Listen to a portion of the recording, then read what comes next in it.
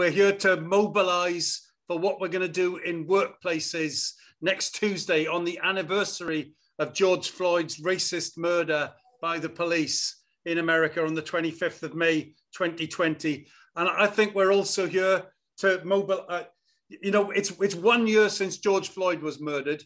If you go back a few more months before that, we had all those pictures of Black NHS workers in this country who had died in the start of the pandemic.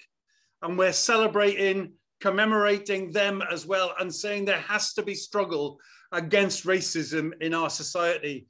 But I think that we're doing it in the spirit of what we've seen since that murder of George Floyd, those huge mobilizations that happened in America and spread across the world of Black people, but Black and white people on demonstrations demanding change.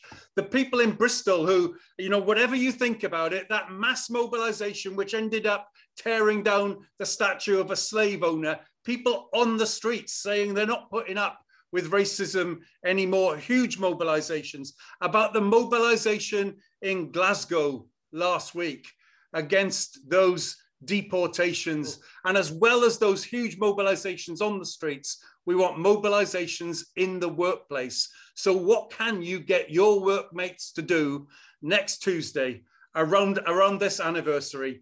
Will they take a photograph together? Will they do a take the knee action together? If you're a teacher, can you get an assembly in your school that day? Can there be a union meeting which sends a message of support?